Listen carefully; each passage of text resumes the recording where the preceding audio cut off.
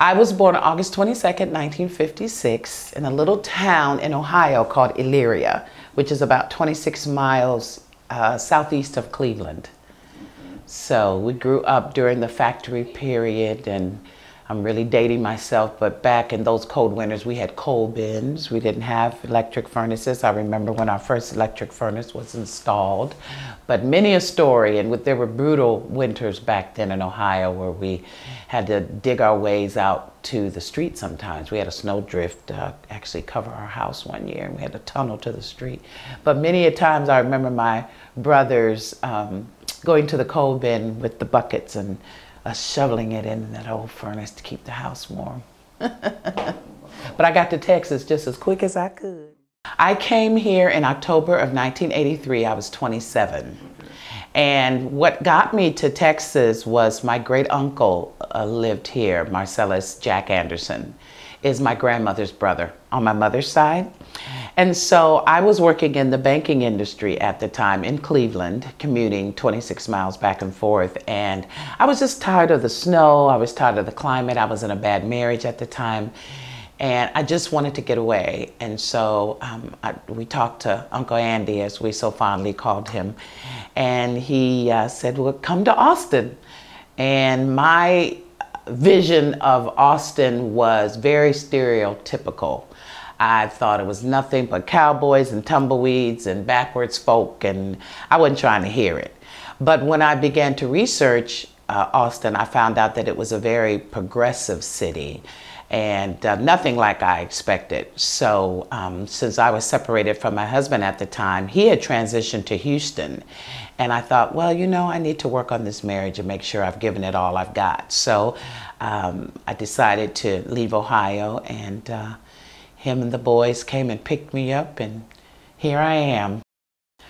You know, I'm, I guess, a baby boomer who was under the old school. Whenever you tried to sneak around mom and them in the kitchen, she's like, you better get out of grown folks' business, and make you go sit down somewhere. So I didn't hear too many stories.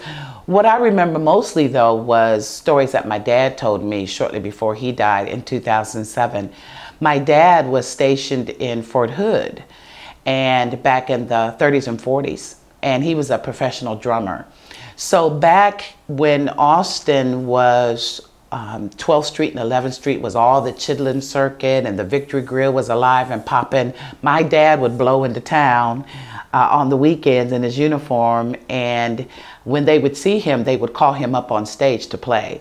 And this was with Tina Turner, you know, B.B. King, you know, all the old cats that were just making the rounds in the Chitlin Circuit. So this I found out very late in life from my father. And he used to travel around with a little quartet, and, you know, they all dressed alike. He was sharp. He was a good-looking man, and he lived up to his reputation. I guess Daddy was a Rolling Stone a little bit. But I remember him traveling all around, and he would tell me stories about him traveling to Austin. And when he found out I was coming to Austin, that triggered a lot of those memories.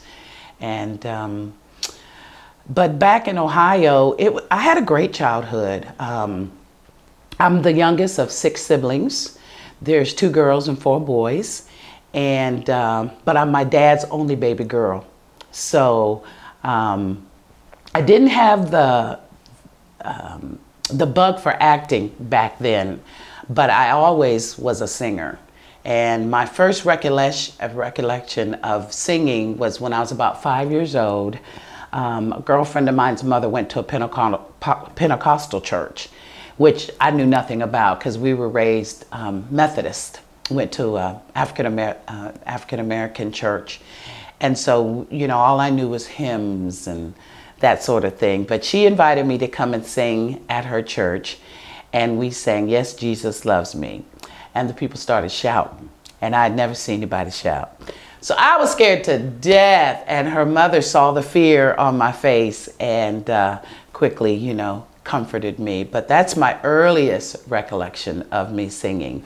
So the church that I grew up in, it was called Asbury United Methodist Church, and we went there because my grandmother went there and my mother and father were in the choir. But they didn't really have a thriving youth department. So when I, right down the street just a stone throws away was a Baptist church. And they had a wonderful choir, and they were doing all these progressive songs at the time by Edwin Hawkins, you know, all this, you know, when gospel music started kind of being more, you know, R&B-ish. And so I was drawn to that. And I left the Methodist church and went over there. But you could not get in the choir unless you were baptized. So in the Methodist church, you know, you're sprinkled. Well, at this Baptist church, you got to get dunked. But I did that because I wanted to join this choir. And the first solo that I recall doing there was Oh Happy Day by Edwin Hawkins. And, you know, that's my history of singing there at that church. It was a wonderful experience. We traveled and we had a thriving youth ministry, so it was great. The earliest I can think of what I wanted to be was a physical therapist. I don't know why. And that's not the way my life went, but I just thought it was neat. But when I was coming up, I didn't know what a lot of careers were. I didn't know what a civil engineer was. I didn't know what, you know, a draftsman was or any of that. So my choices were very limited. I started though in retail. My first job ever was at Sears, and back then they called it Sears and Roebuck.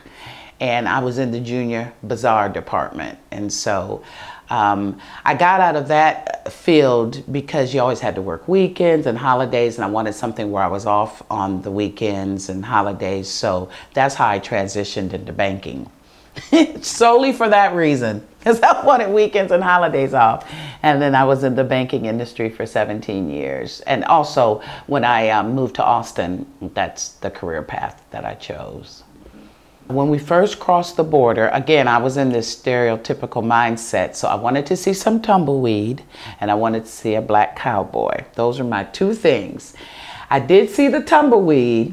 It took me a while to find the black cowboy, but I finally saw that. But I was just amazed. I was amazed that it was a big city. Matter of fact, it was more progressive than where I lived, because Elyria at the time probably only had, I don't know, maybe 30,000 people, and Cleveland, 26 miles away, was the next biggest city. And although they had the tall skyscrapers and all that, Texas just had a different flavor. Everything about it was so different, from, you know, the trees to the plant life. And there was just something in the air here that was just significantly different than anything I'd ever experienced. So, but I was drawn to it in a good way. And I just loved it from the start. Just loved Austin. Never experienced segregation at all in Ohio. And history was my worst subject coming up. I hated history. I thought it was insignificant. I thought it was unimportant, and I didn't see how it was going to help me in life. It wasn't until I moved to the South that I realized how important history was. So I grew up in an integrated elementary school. We lived in a little government project corporation. They were duplexes, but I guess back in the day they called them row houses, because it might have been a couple, 1 or 2 units connected, and then there might be 5 or 6 connected. So we grew up in that, and it was all African American, but as soon as you walk out of that into the main street, I mean, you know, it was a white neighbor, black neighbor, white neighbor, black neighbor, white, white, black. So you know, I went to my friend's house, my white friends' houses. We played together, and never knew anything about racial tension until I started that job at Sears. And I started working right when I was 16, right when I could legally start. And there I am one day in the junior bazaar department, and this lady comes in, very prominently dressed, looked like she kind of had a little money, and she had her daughter with her who looked to be about 7. Well, this child took one look at me and just began to cry. Now, she not only cried, she went into a horrific cry, like something was really scaring her, and I didn't know what to do. I'm just a teenager myself. You know, it's my first job. What is going on? Well, I asked the lady, you know, can I bring her some water? Is there anything I can do? What's wrong with her? And she said, oh, she's just never seen a black person before. Mouth to the floor. I just never ever in my life. She was like 7 years old. I mean, where are you living that you don't see black folk? You know? So that was really my first experience with that. I really never had any other segregation type issues in our hometown, except I remember when I was probably about 14, there was one of my classmates that went to our local school got killed by a white cop, and it caused some riots to break out. And so we were a little polarized then, but other than that, I didn't really experience anything racist until I came to the dirty, dirty. I thought I was going to be able to stay home and take care of my kids. My husband wasn't having it. So after about being here for 3 months, he told me, or 3 weeks, he told me I had to find a job. So the first place I applied, I got a job, which was Texas Commerce Bank, which was downtown on 7th and Lavaca back in the day. And so I went to work in the safekeeping security clearance department, where we bought and sold Fed funds and clipped coupons, you know, for bonds that people were negotiating. And that was my start here. And I've always been a church girl. And so my husband and I, he had already, like I said, had transplanted here.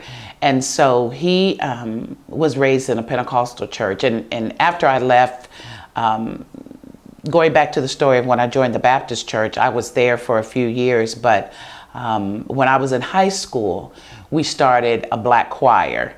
And the gentleman who played the piano went to a Pentecostal church, and that's how I first got connected to Pentecostalism.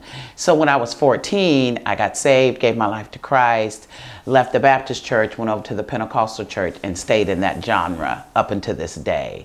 So when we got to Texas, then my husband was also from a Pentecostal church as well. And we were looking for a church and ended up going to World of Pentecost, it was called at the time, on 51st Street under Reverend Phillips. I sang in the choir, and it was a wonderful experience. Then he and I actually ended up divorcing, so I left that ministry, and then that's when I got involved with praise. No, I take that back. I went to a Baptist church after that. I joined St. James Baptist Church under E.M. Franklin back in the day, and was there for several years. And then I went to Praise Tabernacle under Dr. Carson. You know, as far as dress, the first thing I noticed is that back in Ohio, everybody just kind of dressed up all the time. Here in Austin, everybody's laid back. You know, there's just no, I don't even know what the right word is. There's no facades, I guess. Everybody, the reason why I like Austin is because everybody is just kind of, like I said, laid back, and there's no put-ons, you know. I see people wearing jeans when they're supposed to be dressing up for, you know, whatever occasion.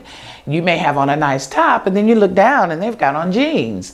Well, back in Ohio, you just wouldn't see that. Even when people went out to a club or something like that, I mean, they were dressed in the nines back there, and you had three-piece suits and all that, you know, from head to toe. So I see that difference. And as I said, the agriculture is different, the trees. There's a lot of evergreen trees in Ohio that stay green all year long, and there's just tons of trees. And even though Texas has a lot of trees, they're just different. It's just a different type of landscape. The bugs are different. I had my first experience with fire ants not long after I arrived on Texas soil, quite by accident, but I learned very quickly not to mess with those little fire ants, so that's the main thing. Yeah. I knew nothing about theater, and what happened was, I guess around in 1993, 94, a friend of mine that was in the ministry at Praise had already been in the acting arena. And I never thought about acting. All I knew is I could sing. That's all I knew. Well, they were getting ready to mount a show called Dream Girls. And he kept telling me, you know, I need you to audition for this show, and I want you to play Effie's, this character. didn't research it, didn't know anything about it. Well, finally, he just made me a tape of a couple songs, told me when the audition date was, said, learn these songs, show up on this day, and sang. Not sing, but sang. So that's what I did. I went to the audition, I sang the 2 songs that I had learned, and the director said, who are you again? And I said, you know, back then I think I was Jacqui Brown. And Jacqui Brown and Kenneth Williams referred me. Oh, then it made sense to him. So that was my first experience in theater. I got cast in Dreamgirls in 1995, a lead part. I knew nothing. I knew nothing about stage directions. I didn't know what downstage, upstage, stage left, stage right. Didn't know any of that verbiage, and I was thrust in this arena and I was scared to death. So that started me on my theatrical journey, and I've been doing that ever since. I did Dreamgirls in 95 and 97. I've done Ain't Misbehavin', Blues in the Night, Jelly's Last Jam, Piano Lesson, Bessel Whorehouse in Texas, The Mystery of Edward Drood, A Christmas Carol, Rockin' Christmas Party, Gospel at Colonus, list goes on and on. As a matter of fact, a few of us a couple decades ago started talking about starting our own black theater company. And so we've finally done that. We brought that to fruition. Billy Hardin, Janice Stinson, Carla Nickerson, and a gentleman named Reggie Brown and myself are the ones that founded Spectrum. Actually, we brought Reggie on later, but now we have Billy, myself, and Janice, who are still with the company. So we've got our board together, which we've got some Hollywood backing. I don't know if you know a guy named Julius Tenen. He was one of the early actors in Austin. Actually, he paved the way for actors like myself to be able to get into the theatrical business in Austin, because prior to him and Billy Hardin and Janice Stinson and Boyd Vance breaking into that, you know, there were no African-American actors here in Austin. So they paved the way for us. And Julius is on our board, and he's married to the wonderful Viola Davis, who was nominated for an Academy Award for The Help, and is now doing some wonderful things in Hollywood. So we have their backing, as well as some wonderful other board members. We've got advisory board members. So we're looking to do some great things, but this has been a dream of ours for a while. We also want to give back to the community and to children, have scholarships, provide acting lessons, vocal lessons, you know, the whole nine, teach theater tech and that sort of thing. And Billy Hardin, who's our executive director, actually has his doctorate of education. And so we're all equipped. I would say just between the 3 of us, Janice, Billy, and myself, we have over 100 years of acting experience, if you take, you know, how long each of us have been in that field. So looking to do some great things. The traffic, oh my goodness, I don't know what we're going to do about our traffic woes here, but you know, 183, if you go out where, I guess where 969 is, 183, that was country then. There was nothing built up out there. If you go past downtown to Ortorf, Onion Creek, that was considered country. There was no development out there. Mopac, you know, nothing was along those stretches of highway. So the commerce has definitely grown in Austin at a phenomenal pace, and as a result, our traffic woes, Lord, what we gonna do? I always lived north or northeast. I've never lived south. When I first got here, my friends used to call South Bubba Land. So I never lived in Bubba Land. I've always been in the 2-3 or the 2-4.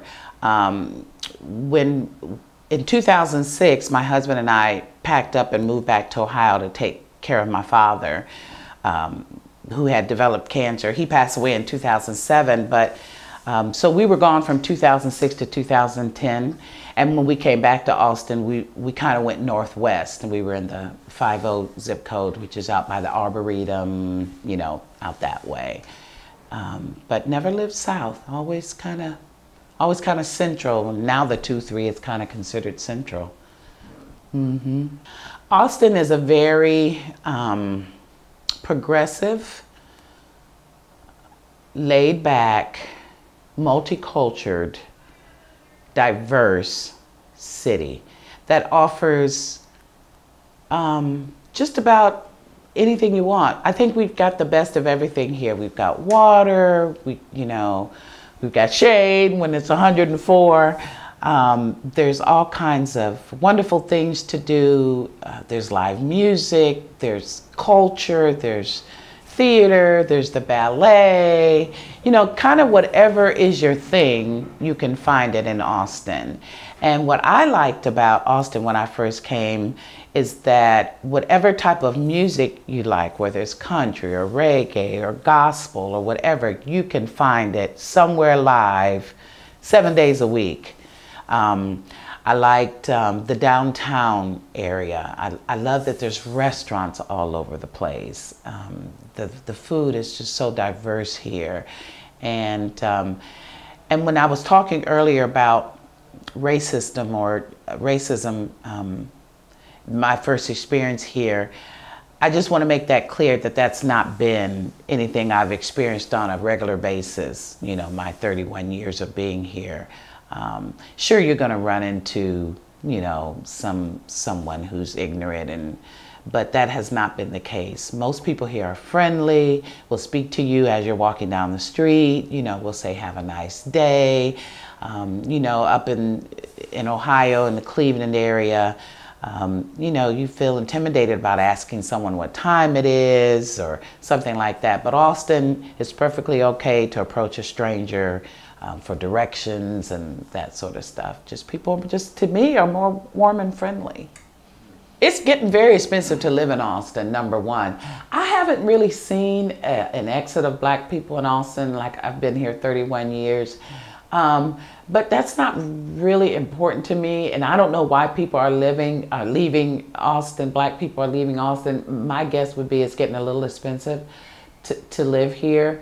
But when you compare Austin to neighboring cities like Houston and Dallas, where the Black population is just explosive, they seem to be a little bit more progressive than the Black people here, just what I've noticed. Like, for instance, I went to Houston visiting my son one time, and he took me through this neighborhood where these brick mansions, just probably 5,000 houses. It was all African American. That blew my mind, and so to know that Blacks were living on that level, and there were so many of them, and that was just one neighborhood. Well, you don't find that in Austin.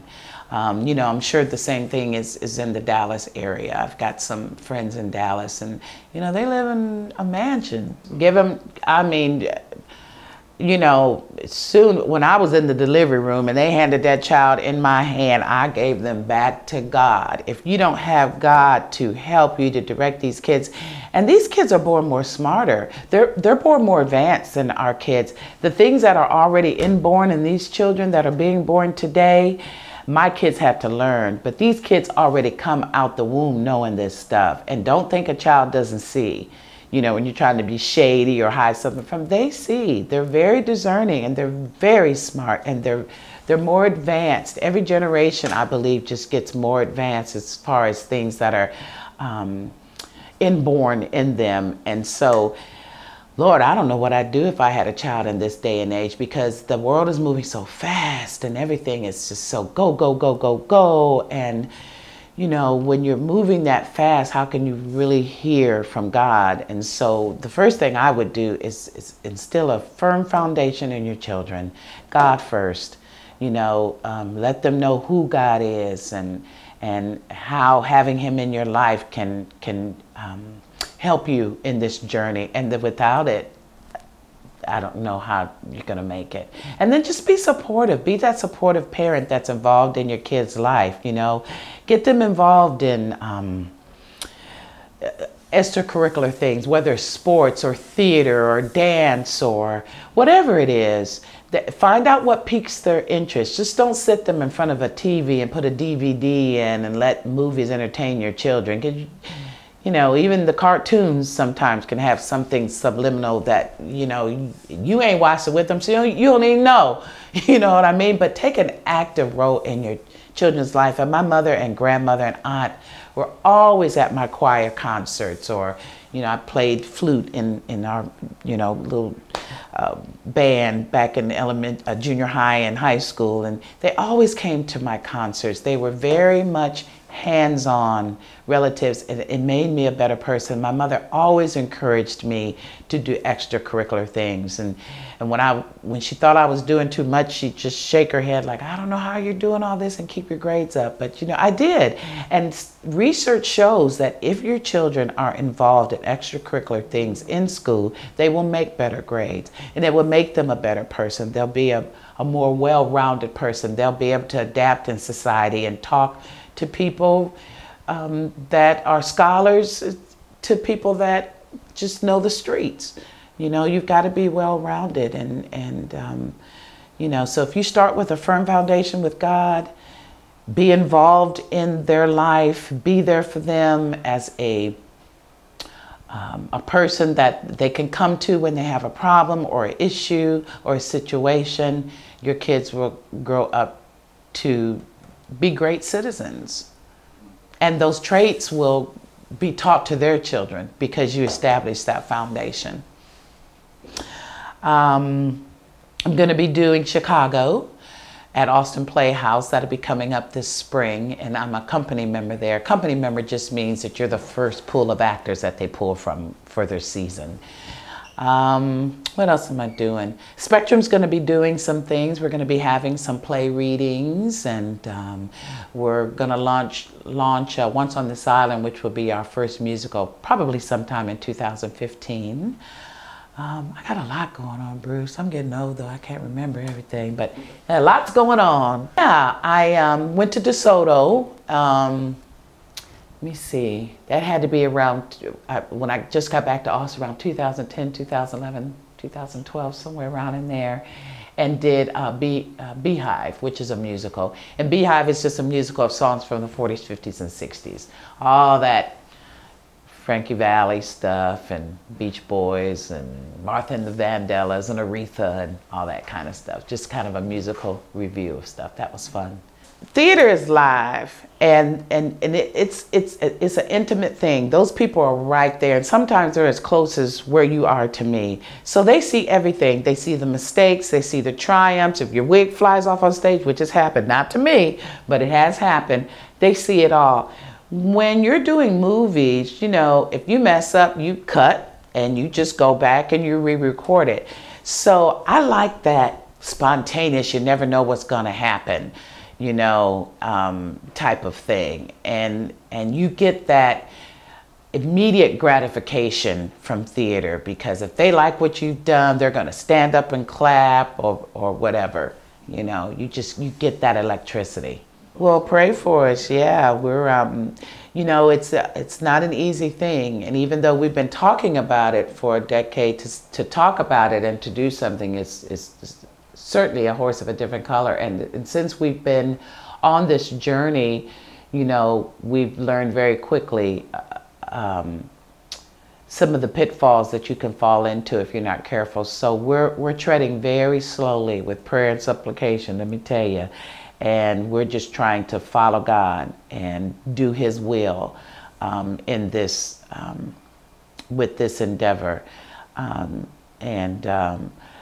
know it's going to be a success. It may not happen as quick as we want it, but if we can go back and help the community and bring some children along and get them interested in arts instead of being out on the streets and getting into trouble, if we can just do that for one child, we've accomplished our goal. So that's our mission, and that's what we want to do. And we want to tell our story from an African-American perspective, because nobody can tell our story like we can tell our story, because we've lived our story. So that's one of the goals, you know, and nothing against a white theater company for doing an all-black musical, that's great.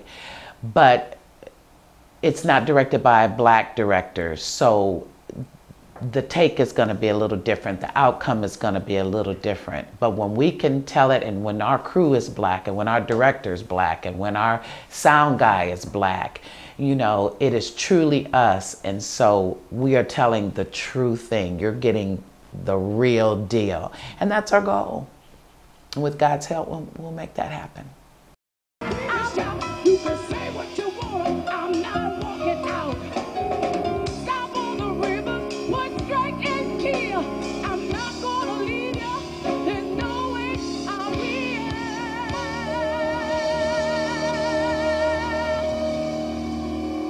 And I am telling you, I'm not going. You're the best man I ever know. There's no way I can ever go. No, no, no, no way. No, no, no, no way. I'm living without you. I'm not living without you. Not living without you. I don't wanna be free. I'm staying. And you're gonna love me. Oh, you're gonna love me. Ooh, love me. You love me. Love me. Love me. Love me.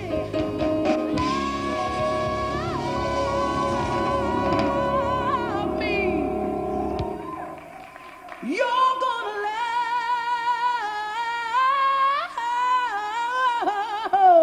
love me.